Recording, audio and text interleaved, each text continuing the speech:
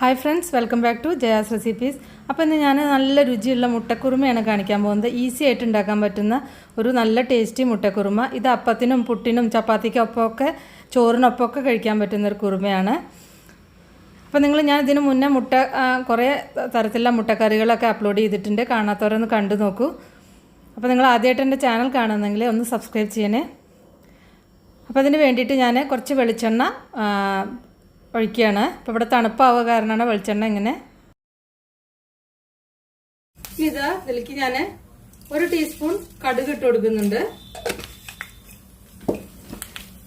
ഞാൻ ഈ കറി എന്ന് പറഞ്ഞാൽ 2 നേരത്തേക്കും കൂടി, അതായത് ഉച്ചയ്ക്ക് ഉണ്ടാക്കിയ രാത്രിക്കും കൂടി ഉള്ള രീതിയിലാണ് ഉണ്ടാക്കുന്നത്.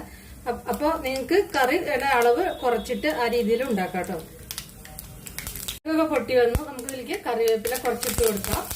പിന്നെ ഒരു 3 സവാള, 3 മീഡിയം സൈസ് കേട്ടോ, വലിയ സവാള വേണ്ട. 3 മീഡിയം സൈസ് സവാള ഞാൻ അരിഞ്ഞ് കിട്ടും. ഇനി നമുക്ക് ഇതിൽ കുറച്ച് ഉപ്പൊക്കെ ചേർത്ത് കൊടുക്കാം. ഈ കറി എന്ന് പറഞ്ഞു കഴിഞ്ഞാൽ നമുക്ക് എല്ലാറ്റിൻ്റെ കൂടെ അപ്പം, അതായത് വെള്ളപ്പം, പാലപ്പം, അതുപോലെ തന്നെ ചപ്പാത്തി, പൂരി, അങ്ങനെ എല്ലാറ്റിൻ്റെ കൂടെയും കഴിക്കാൻ നല്ല ടേസ്റ്റാണിത്. ഒരു സ്പെഷ്യൽ ഒരു കുറുമയാണിത്. ഇത് നമ്മൾ നാളികേരൊന്നും ചേർക്കുന്നില്ല. ഞാനൊരു 1.5 ടീസ്പൂൺ ഇഞ്ചി വെളുത്തുള്ളി പേസ്റ്റ്, ജിഞ്ചർ ഗാർലിക് പേസ്റ്റാണ് ചേർക്കുന്നത്. നിങ്ങളുടെ കയ്യിൽ പേസ്റ്റ് ഇല്ലെങ്കിൽ ഇഞ്ചി വെളുത്തത് ചതച്ചത് ക്രഷ്ഡ് ആയാലും മതി. നന്നായിട്ട് ആ പച്ചമണം മാറുന്ന വരെ നന്നായിട്ടൊന്ന് വഴറ്റിയെടുക്കുക. നന്നായിട്ട് മൂത്ത് വരട്ടെ, പച്ചമണം മാറണം. ഇതിലേക്ക് മല്ലിപ്പൊടി ചേർക്കാം. മല്ലിപ്പൊടി ഞാനിപ്പോൾ 1 ടീസ്പൂൺ ചേർത്തിട്ടുണ്ട്. ഇനി 1 ടീസ്പൂണും നമുക്ക് മല്ലിപ്പൊടി ഇതിലേക്ക് ചേർക്കാം. 2 ടീസ്പൂൺ മല്ലിപ്പൊടി ചേർത്തു. പിന്നെ എരിവിന് ആവശ്യമായിട്ടുള്ള മുളക് പൊടി ചേർത്തിട്ടുണ്ട്. മുളക് പൊടി നിങ്ങൾക്ക് എത്രയാണ് വേണ്ട എരിവിന് ആവശ്യമായിട്ടുള്ളത് ചേർക്കാം. മല്ലിപ്പൊടി 2 ടീസ്പൂണായി. മൂക്കട്ടെ. കുറച്ച് മഞ്ഞൾപ്പൊടി ചേർക്കാം. ഒരു 1/2 ടീസ്പൂണിനേക്കാൾ കുറച്ച് കുറവായിട്ട് മഞ്ഞൾപ്പൊടി ചേർക്കാം. ഈ പൊടികളൊക്കെ നന്നായിട്ടൊന്ന് മൂക്കട്ടെ.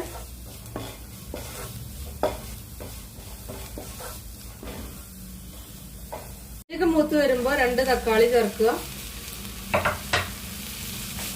തക്കാളി മിക്സ് ചെയ്തിട്ട് അടച്ചു വെച്ചിട്ട് തക്കാളി ഒന്ന് സോഫ്റ്റ് ആകട്ടെ.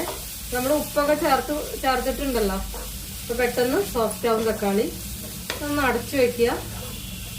തക്കാളി നന്നായിട്ട് വെന്തിട്ട് മൂത്തിട്ട് ആ എണ്ണയൊക്കെ ഒന്ന് തെളിയണം. അടച്ചു വെക്കുക. കുറച്ചും കൂടി ഉപ്പ് ഇട്ട് കൊടുക്കേണ്ടതാണ്. ഇതാ എണ്ണയൊക്കെ തെളിഞ്ഞിട്ടുണ്ട്. ഈ കറിക്ക് എങ്ങനെയാ വെച്ചാൽ നമുക്ക് അധികം എണ്ണ ഇല്ലാതെ കറി ഉണ്ടാക്കാം.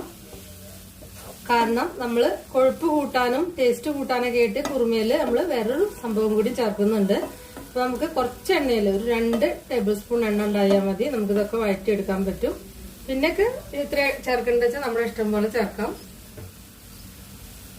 ഇത് തുറന്നു വെച്ചിട്ട് ഒരു 2 മിനിറ്റ് ഇതൊന്ന് തുറന്നു വെക്കുക. ഇതിലേക്ക് ഗ്രേവിക്ക് ആവശ്യമായിട്ടുള്ള വെള്ളം ചേർക്കാം. എത്ര നമുക്ക് വേണ്ട വെച്ചാൽ. ഇതിങ്ങനെ വല്ലാതെ വെള്ളത്തിൽ കൊടുക്കണേ അല്ല ഞാൻ ഉണ്ടാക്കുന്നത്.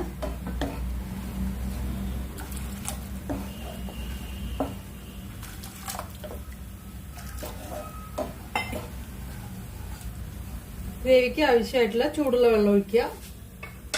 ഉപ്പൊക്കെ നോക്കുക. നമുക്കിതൊന്ന് തിളച്ചതിന്റെ ശേഷം ഇത് അടച്ചിട്ട് എണ്ണ തെളിയണം. മീതൊന്ന് എണ്ണ തെളിയും. അതുവരെ ഒന്ന് അടച്ചു വെക്കാം.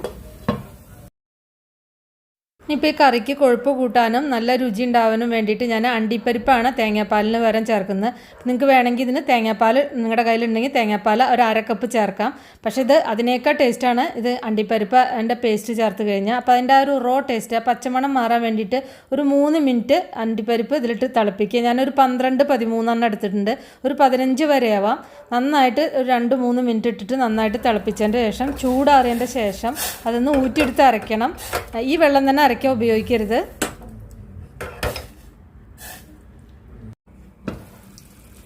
ഇതാ എണ്ണയൊക്കെ തെളിഞ്ഞിട്ടുണ്ട്, കണ്ടില്ലേ?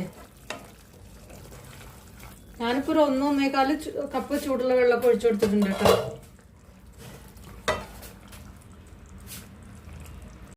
ഇതിലേക്ക് ഞാൻ ഒരു 1/2 ടീസ്പൂൺ വലിയ ജീരകം അല്ലെങ്കിൽ പെരുംജീരകപ്പൊടിയാണ് ചേർക്കുന്നത്.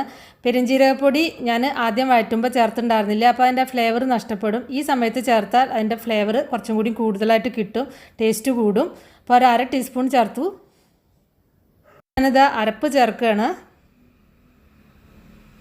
ജാറ് കഴുകിയ വെള്ളം കൂടി ഞാനൊന്ന് ഒഴിച്ചു കൊടുത്തിട്ട് നന്നായിട്ട് ഒന്ന് തിളപ്പിക്കും. കുറേ നേരം ഇട്ടിട്ട് തിളപ്പിക്കേണ്ട ആവശ്യമില്ല. ഈ കശുവണ്ടി നന്നായിട്ട് നമ്മൾ വേവിച്ചതാണ്, അപ്പം ഇനി ഇതിന് കുറേ നേരമായിട്ട് തിളപ്പിക്കേണ്ട ആവശ്യമൊന്നുമില്ല. നന്നായിട്ടൊന്ന് തിളക്കേ വേണ്ടൂ. ഇതിലേക്ക് ഞാൻ കുറച്ച് കറിവേപ്പില ചേർക്കുന്നുണ്ട്, പിന്നെ കുറച്ച് ഗരം മസാല. നമുക്ക് എത്ര വേണ്ട വെച്ചാൽ ആ രുചിക്ക് അനുസരിച്ച് ഗരം മസാല ഒരു 1/2 ടീസ്പൂൺ ഗരം മസാല ചേർക്കാം. ഗരം മസാലയും ചേർത്തു.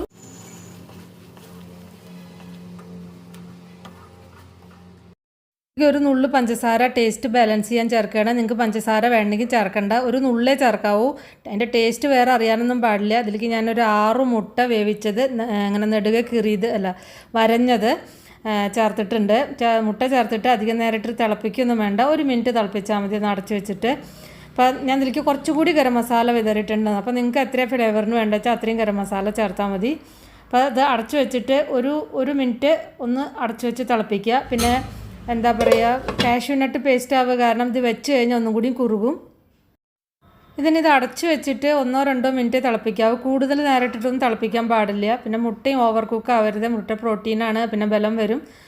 പിന്നെ നിങ്ങൾക്ക് ഇതിൽ ആവശ്യമായിട്ടുള്ള മല്ലിയിലൊക്കെ ചേർക്കാം. മസാലയൊക്കെ നിങ്ങളുടെ ഫ്ലേവറിനനുസരിച്ച് കൂട്ടും കുറയ്ക്കുകയൊക്കെ ചെയ്യാം. നിങ്ങൾ ഇഷ്ടപ്പെട്ടാൽ ഒന്ന് ലൈക്ക് ചെയ്യുക, അതുപോലെ തന്നെ ഇല്ലെങ്കിൽ നിങ്ങൾക്ക് ഡിസ്ലൈക്ക് ചെയ്യാം. അതുപോലെ തന്നെ ഒന്ന് ഷെയർ ചെയ്യാനും സബ്സ്ക്രൈബ് ചെയ്യാനൊന്നും മറക്കണ്ട. അപ്പോൾ നമുക്കിനി വേറെ ഈസി റെസിപ്പി വീണ്ടും കാണാം. താങ്ക്